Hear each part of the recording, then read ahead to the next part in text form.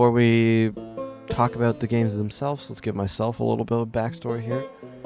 In 2013, when the first game came out, I would have been 7 years old.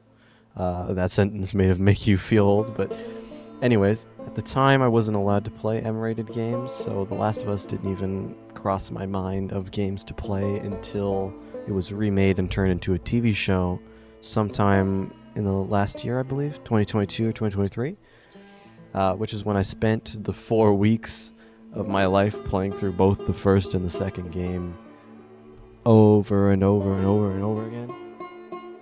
I loved them, and I was just so immediately captured by this world. So, what my point is I don't have the same nostalgia for these characters that a lot of people who were reviewing this game at the time it came out did. So a lot of people were very harsh on the characterization. When I played them myself, I didn't really feel the disconnect. And I did know a major spoiler going into it. I did know that Joel was going to die at some point in the second game. So I had already had the time to mentally prepare that his character was not going to be there in the second game. That's not something that everyone who played it got. So I can understand the frustration and disappointment that one's favorite character, I'm dressed like him, is no longer in the game.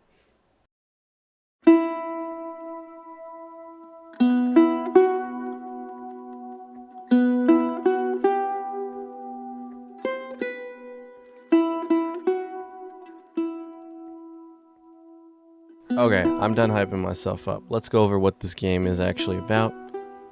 But to do that, I have to give you a brief synopsis of the first game. If you are unaware, Ellie is the only immune person to the zombie infection that plagues the entire world. And this man Joel's mission is to bring her from Boston to Salt Lake City, where there are doctors who can develop a cure.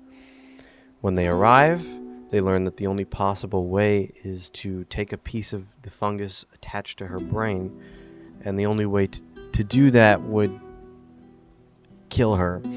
So Joel, who has developed this relationship with her over the long months of journey, who sees her almost as this surrogate daughter for the one that he lost, can't have this. It's like, I can't let you kill this girl for a chance at a cure. It's not even guaranteed. So he takes it upon himself to get her out of there. In this effort to get her out of there, he has to fight his way through this hospital of freedom fighters and doctors, and unfortunately he kills almost everyone there. Not a great look. However, you can find the way where it's justified, and that's the moral question of the first game. Later on, Ellie asks Joel at the very end of the game what happened at the hospital. He, of course, lies because he doesn't want her to live with the weight of his decision, and she almost tricks herself into believing it. You can see on her face that she doesn't quite believe what he's saying. Alright, we're done with that now. We're going to actually talk about the game that I'm reviewing. Okay, we are introduced to our characters around 4 years later. The great Joel and Ellie, played by the amazing Troy Baker and Ashley Johnson, respectively. And it's pretty clear that Ellie has kind of learned the truth on what exactly happened in the last game, and she doesn't really believe the lie anymore. Another character is introduced called Abby, and we learn that she is related to the doctors from the hospital, one of them being her father, and she makes it her life's mission to go hunt down Joel and kill him. And they come across each other in a chance meeting, completely by accident, and it takes a turn for the worse once they learn who the other is. Ellie accidentally rushes in, comes across the altercation moments before Joel's last breath, and has to witness this event take place. From that moment on, Ellie swears revenge and tracks her gang down to Seattle, where she then systematically takes down the gang one by one, and this is kind of the gameplay loop of you're coming across these people and learning their secrets and stuff, and bada boom, yada yada yada. Alright, I'm giving you the elevator pitch completely. We're done. We don't have to worry about that anymore. Let's actually talk about what the game feels like to play with controller in hand, okay?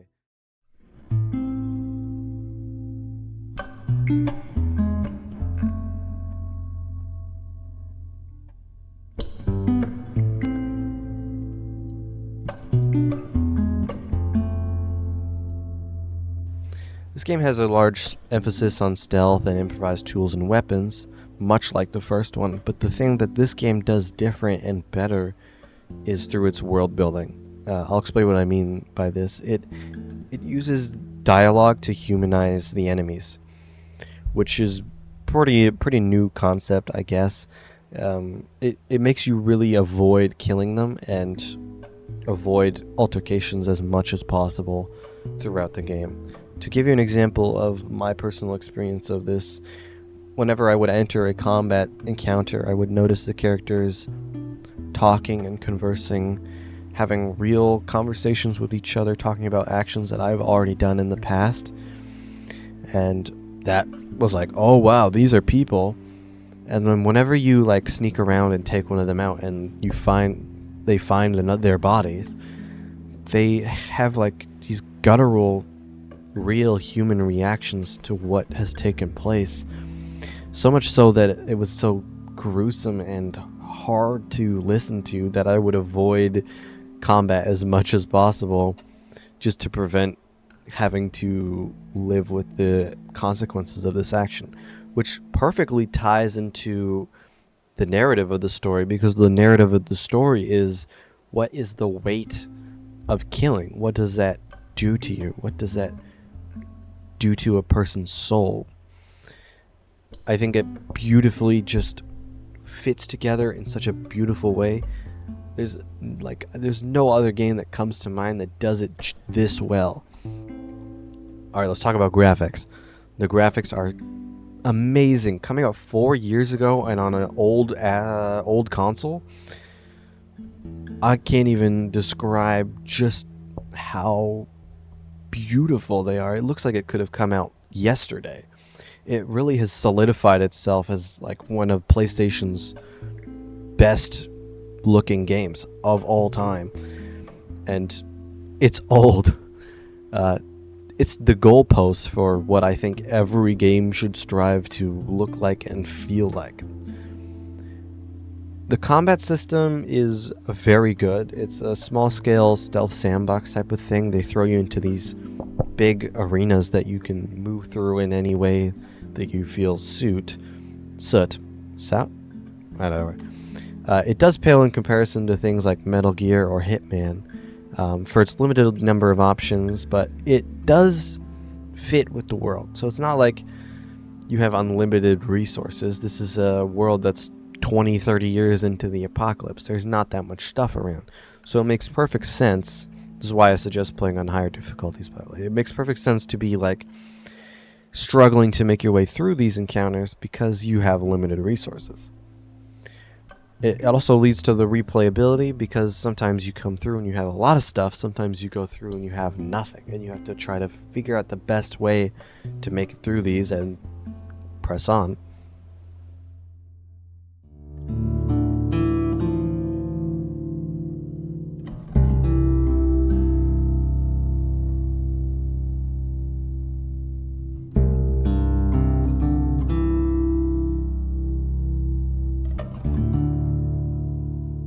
Alright, let's talk about my final thoughts here and wrap it all up nicely in a bow. I'm going to be rating it on these 4 categories here. Let's go. I give the plot a 4 out of 5. I love the characters, but some of the side characters feel quite underused, like Jesse and Dina. I don't feel like they get enough screen time. I give the graphics a big 5 out of 5. They look amazing, and they are literally my standard going forward for video games. nothing can change that. I give the sound design a solid 5 out of 5. All the environmental and Foley of like the grass and the mechanics and the guns and the weapons, beautiful. It sounds like real life. I have to give huge props to Gustavo's Santola. Sorry, his soundtrack is beautiful. It's probably been playing under this video the entire time. I don't have enough words to describe just how good it is.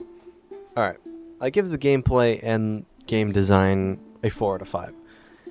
I know I just went on about how much I love it, but I wish there were a few more tools and options later into the game just to help break up that flow a little bit more. That's kind of it. But that gives us a huge final score of 18 out of 20. That's pretty high. It definitely is up there on my top 10, probably top 5 list of games of all time.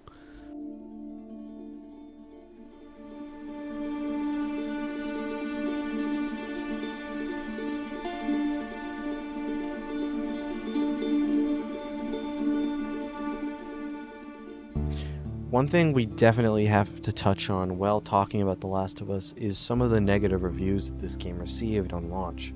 While I was researching, I came across this very striking, long article written by Forbes, this one here, and the main issue that I find with it, not structure, but its information laid out, is the same thing that I find with a lot of people's interpretations of this game's story. And the same mistake keeps popping up. That might be to fault the game, but it might just have been not entirely grasping it when it was released. It's highlighted perfectly in this quote here that I've grabbed from this Forbes article. I'm gonna read it for you now, okay? I mean, really, I get that you'd be upset that somebody killed your dad, but when the reasoning is he was saving his daughter from certain death, that sort of takes the winds out of those vengeance sales, doesn't it? Maybe if not for Abby, but then for her compatriots, who might have given a moment to think about it. Consider Joel's actions self-defense? And that was the whole quote. Now, you might probably be already able to pick up on the issue here, but a lot of people assume that every character should know everything and understands all the nuances of Joel and Ellie's relationship and why it is so impactful. We, the viewer, understand because we watched it grow and watched it change throughout the whole story. Abby doesn't. Abby is maybe a 15-year-old girl around the events of her father's death. She herself even says that if she was immune, she would want her father to do the operation. So, for her mind, that doesn't make sense. It's just not a concept in her brain. And for any of the other people who were at the hospital, they were all young. They don't understand this concept of who Joel is to Ellie and what that relationship meant to one another. They only see it as this person murdered my family. That's a huge miscalculation, I think, that a lot of people make, is they just assume that Abby, the young girl, is supposed to understand why this man killed her dad. That's not going to happen, and I think it's just an unfair way to look at the game. This is a large sentiment that everybody had, not everybody, but a lot of people had with this game. Another large sentiment was people complaining about Joel's death, claiming it was a mischaracterization. This article even brings that up a little bit. I disagree. That's more of a personal thing, and you can be as mad as you want with that. I'm not going to fight anybody on that. But I disagree with the sentiment that it's out of character. But whatever. I just wanted to bring that quote to mind because I kept bringing up throughout this video that people disagree with me and that my views are different, and at the beginning of the video I tried to preface why my views were this way on this game and why they were so different to a lot of people.